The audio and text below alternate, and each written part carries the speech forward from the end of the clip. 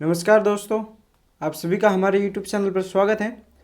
हम कक्षा 12वीं के इतिहास को पढ़ रहे थे, जिस बुक का नाम है भारत का इतिहास। और इस बुक के हमने 2 अध्याय कंप्लीट कर लिए बड़े अच्छे से, जो आपने अच्छे से पढ़ा। आज हम अध्याय 3 स्टार्ट करेंगे, ठीक है। और ये जो वीडियो है ये अध्याय 3 का पार्ट 1 है, ठीक है। और जो हमसे नए जुड़े हैं, जिसने पिछले वीडियो नहीं देखे, तो आप YouTube चैनल की प्लेलिस्ट में जाकर ये सभी वीडियो देख सकते हो, ठीक है।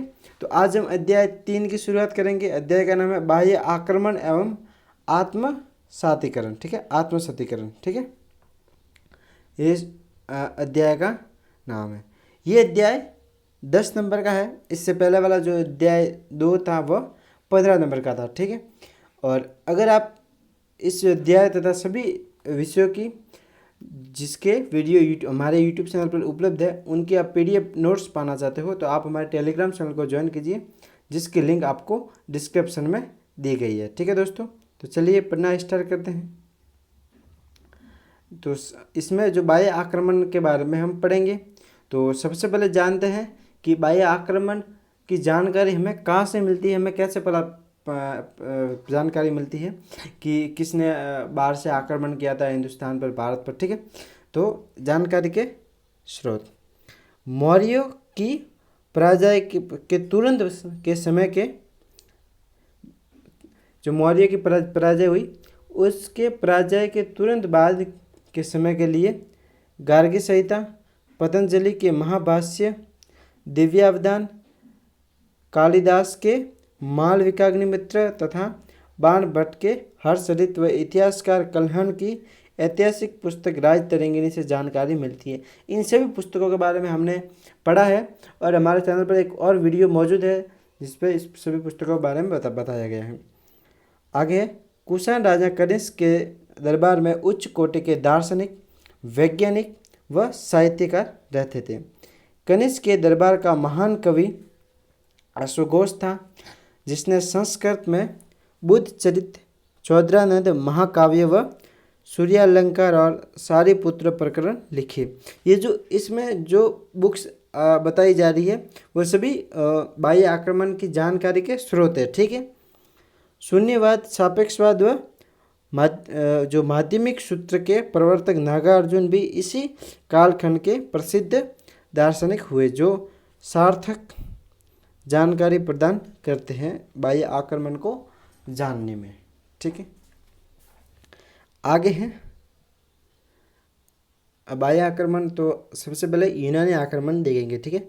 यूनानी आक्रमण व भारत की राजनीतिक स्थिति। जब यूनानी लोगों ने भारत पर आक्रमण किया तो उस समय भारत की स्थिति कैसी थी, कैसे राज्य थे, किस प्रकार शासन चल रहा था, ठीक है। तो आक्रमण की स्थिति, जिस समय संसार को जीत लेने की इच्छा से मकदूनिया का शासक सिकंदर अपने सैनिक अभियान पर निकला था, उस समय भी उत्तरी पश्चिमी भारत की स्थिति वैसी ही थी जैसी भारत पर हुए ईरानी आक्रमण से पहले थी। यानी जब भारत पर ईरानी आक्रमण हुआ था तब भारत की जो स्थिति थी वही स्थिति सेम यूनानी आक्रमण के समय भी थी। पूरा उत्तर पश्चिमी भारत छोटे छोटे कई राज्यों में विभक्त था। काबुल के उत्तर में कंधार, झेलम और चिनाब के बीच में पौरव, रावलपिंडी और पेशावर के हिस्से में तक्षशिला, कश्मीर के पश्चिम में रावी और व्यास नदियों के बीच का भाग कट उसके निकट क्षुद्रक।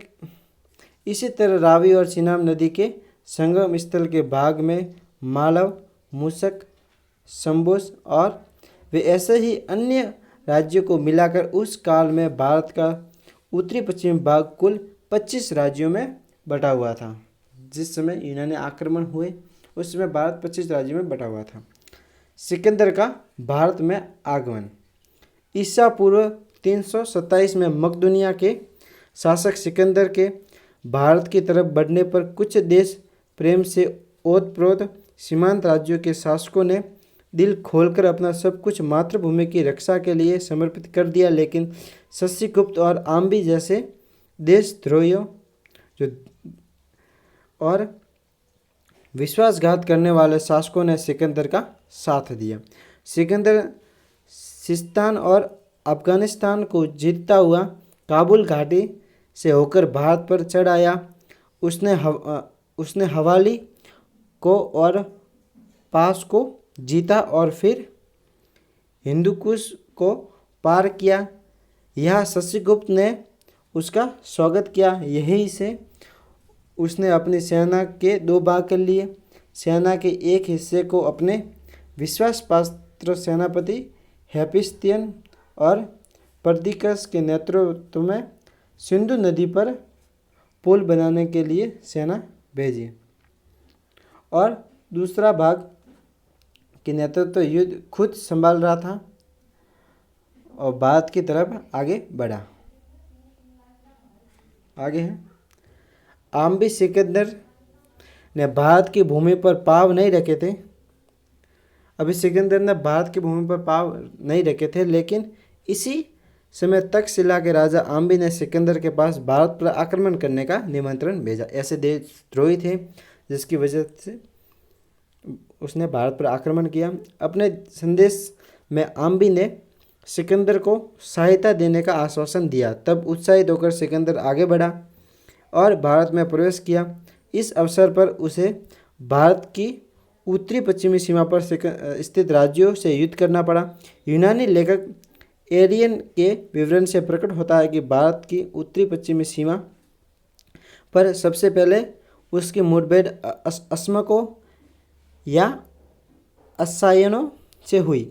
अस्मकों ने जबरदस्त प्रतिरोध किया। उन्होंने सिकंदर की सेना के दांत खट्टे कर लिए, लेकिन अंत में सिकंदर विजय रहा।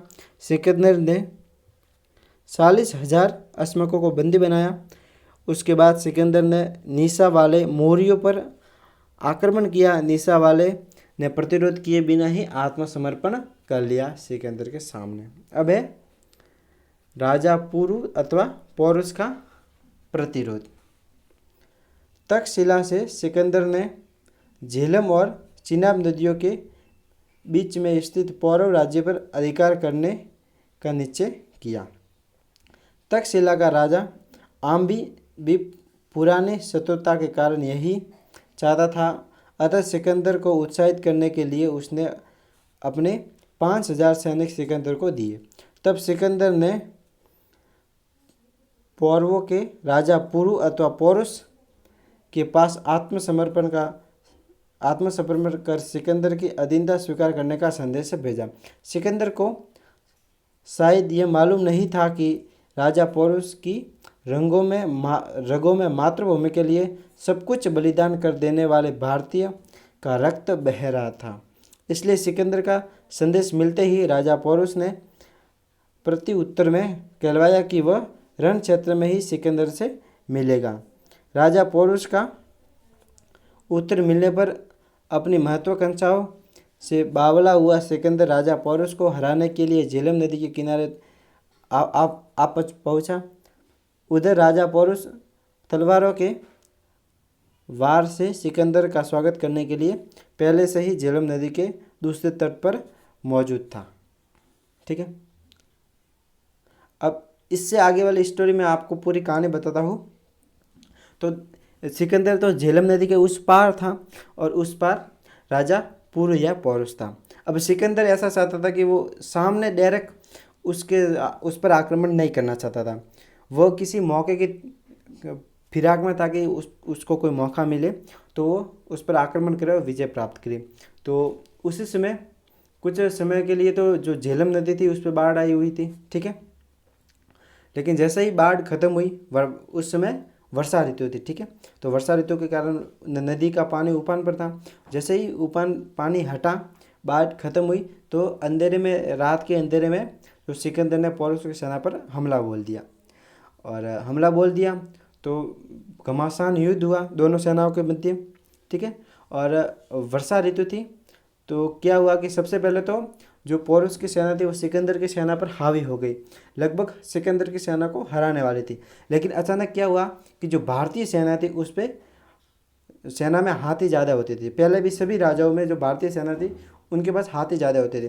तो अचानक जो बारिश का मौसम था और कीचड़ से लगभग कीचड़ वगैरह फैल गया और जिससे जो पौरुष की सेना थी उनके हाथी हाथियों में आपस में भगदड़ मच गई, जिसके कारण अब सिकंदर की सेना विजय प्राप्त करने लगी, पोरुस की सेना पीछे हटने लगी, हारने लगी। ठीक है, इससे आगे अब बढ़ते हैं। शत्रुओं ने राजा पोरुस को घेर लिया और पकड़ लिया, बंदी बनाकर सिकंदर के सामने लाया।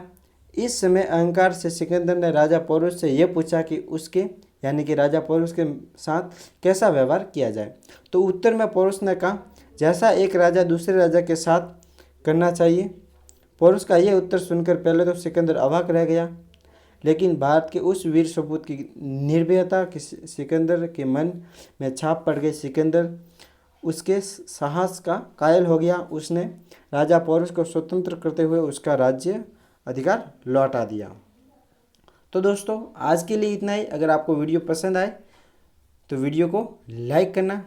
वीडियो देखने के लिए आपका धन्यवाद। ठीक है, और इस वीडियो को शेयर करना अपने सभी दोस्तों क्लासमेटों के साथ जो 12वीं में पढ़ता है, तथा उन्हें भी शेयर करना जो कंपटीशन एग्जाम की तैयारी कर रहे हैं, उनको भी इस वीडियो से विस्तृत नॉलेज ज्ञान मिलेगा। ठीक है, और अभी तक आपने हमारे चैनल को सब्सक्राइब नहीं किया तो सब्सक्राइब भी जरूर करना।